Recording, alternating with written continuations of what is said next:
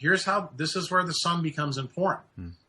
Every light has something called color temperature. And our sun, our atomic sun, is made up of a bunch of elements. Turns out if you look at it, and the way I like to describe it to people is I like for them to think about the Pink Floyd album color when you see the ray light go through the prism and open it up. The most energetic part of the solar spectrum that gets to Earth is the purple part, which is UV. The least powerful one is red light at the opposite. The colors in between are what the eye camera uses. That's what most of your listeners and probably you focus in about the eye. I can tell you in my profession, ophthalmology, neurosurgery, I was always taught that the eye was a camera. Well, what did I realize when I came up with my leptin prescription and my cold thermogenesis protocol? That the most important function of the eye is as a clock. And it's the one that controls the circadian clock at the suprachiasmatic nucleus. And it turns out the pathways that control that clock have nothing to do with the spectrum of light that we use in the eye camera.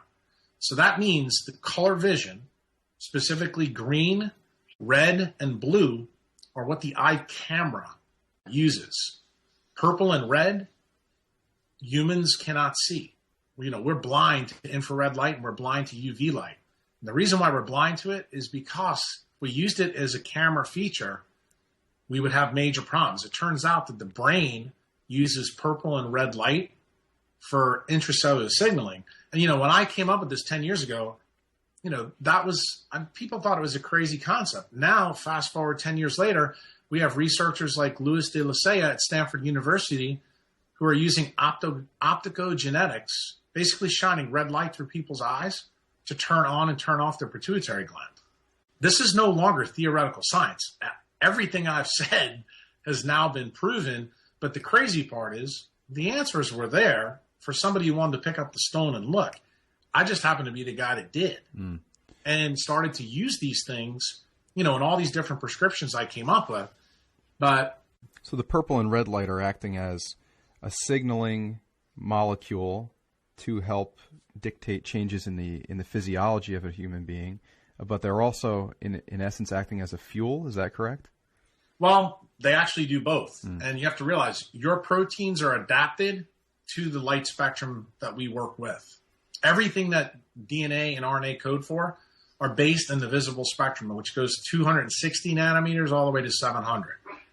And everything works based on the photoelectric effect. Now, I'll give you a perfect example just to make this simple. Since we're talking about weight loss and people may be interested in it.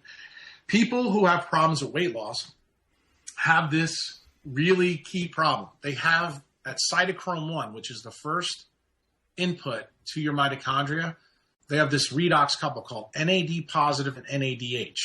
All carbohydrate electrons have to feed into cytochrome 1. What does that do? Well, when you eat a ton of carbohydrates, remember, they only are designed to grow in long life cycles. So that raises your NADH level, but it lowers your NAD positive levels. Well, NAD positive actually absorbs light at 340 nanometers, which is strongly in the UV range. See, alternative and allopathic doctors never talk about this effect of carbohydrates. See, because we eat carbohydrates 24/7 because we can, what you need to understand is that the signal in your gut needs to match the signal in your eye. So if the signal in your eye, meaning you live in an environment where you don't get UV light, you have no business eating carbohydrates through your gut. The surfaces have to be coherent to light. This is mind-boggling, but this is awesome. And well, it brings me. Here's the thing. Let's scale this so the people listening can understand this. Yeah. Most people don't understand how mammals get fat. I'm going to explain to you how mammals get fat by using what I just said. Okay. They're designed to get fat in autumn, no matter if they're in the northern or southern hemisphere. Why is that? Because carbohydrates are still left over from the long light growing cycle, but UV light is diminishing. The only place that's not true is in equatorial zones. Why? Because you're still giving a strong UV signal through the gut, but you're not getting it through the eye. Why would nature do that? Well, it makes sense because we're getting ready for the winter. where there's going to be scarcity, where it's cold, and you have to live off your fat. So why is nature making you fat at this time? So when you start to understand what I'm saying, you start to realize that carbohydrates really don't make you fat. It's the lack of UV light through your eye that does. It's this imbalance in environment. You're putting in signals into your head, or putting signals into your body, and your environment doesn't match those signals, so therefore it drives that leptin resistance or that fat gain. Exactly right. And Rudy, here's the key. The key that people don't understand is that the autonomic nervous system actually controls the pupil in the eye. There's got to be a balance between sympathetic and parasympathetic. Well, the same thing is true in obesity, but people don't realize it. Here's the crazy part for obesity researchers and all the ancestral guys where they make this huge mistake.